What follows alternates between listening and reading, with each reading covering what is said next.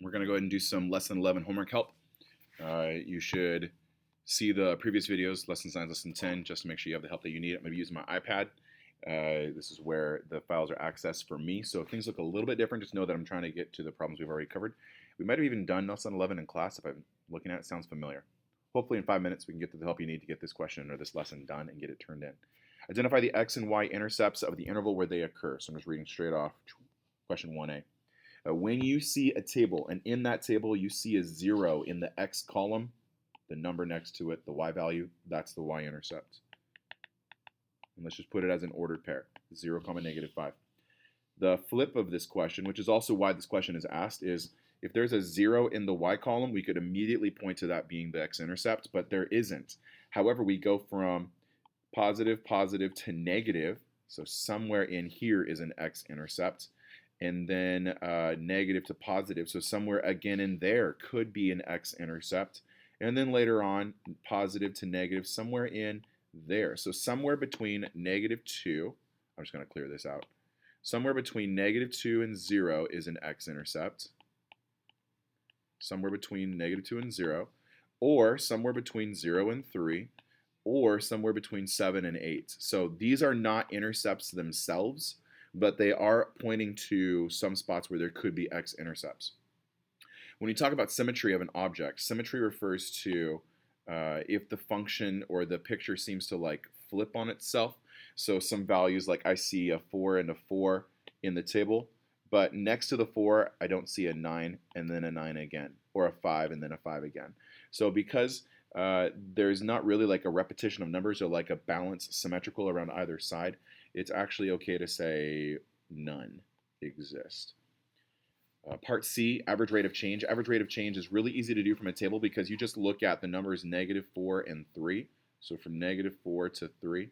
And you look at their y values that also correspond. So from 9 to 5. And all you're doing is you're checking in your rise and run.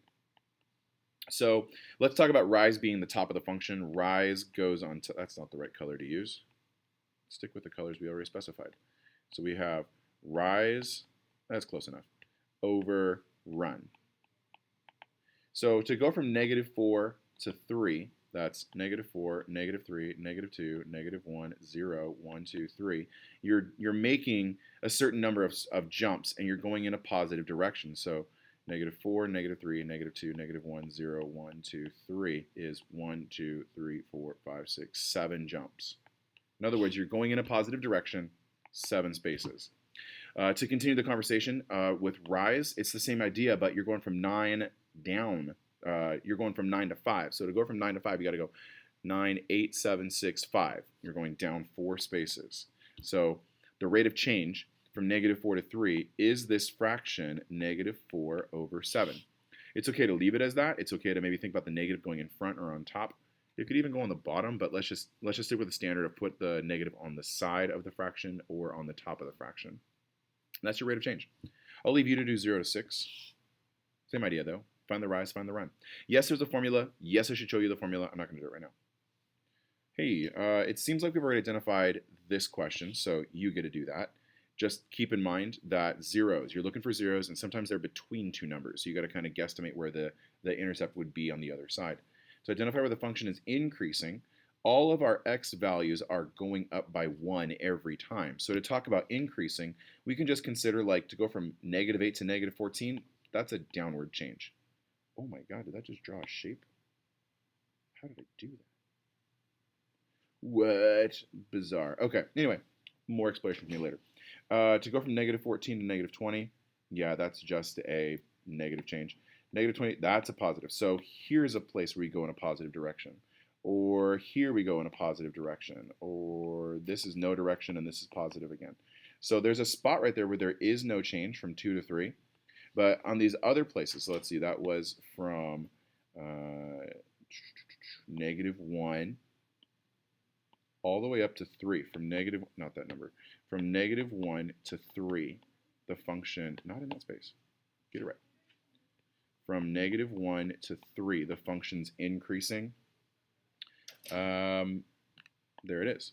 Decreasing, I guess we did identify that this was a section where the function was decreasing, these numbers, so we could say from -4 to -1.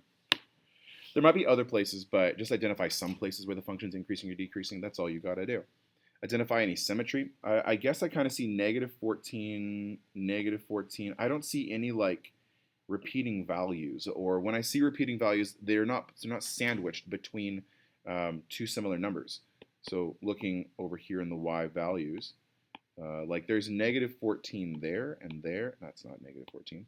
And there and there. But on either side of them are not repeat numbers. On either side are not repeat numbers. So I'm going to say no. Known symmetry.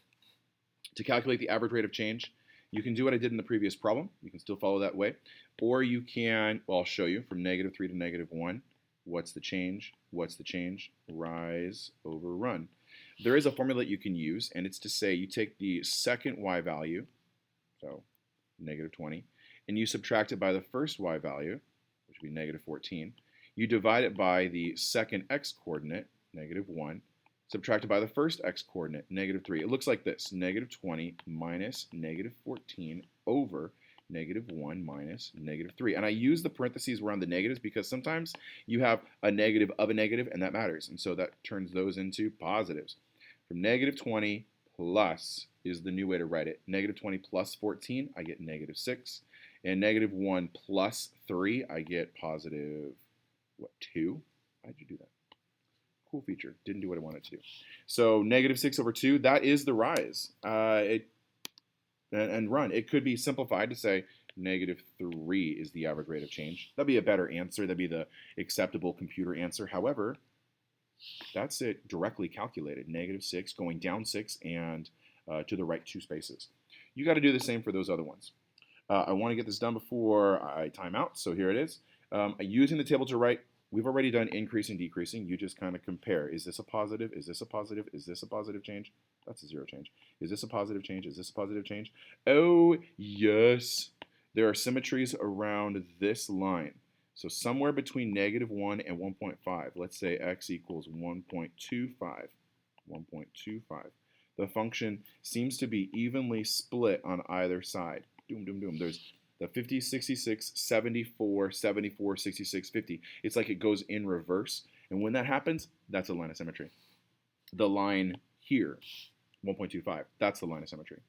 What else do you need to do? Average rate of change. You know what? I think you've got it. If you have any questions about it, it's worth seeking out my help. Next page. Nope, left blank. All right. Thanks for watching. Get your math done. Congratulations on getting your help with your homework done. Thanks for watching. Comment, like, and subscribe.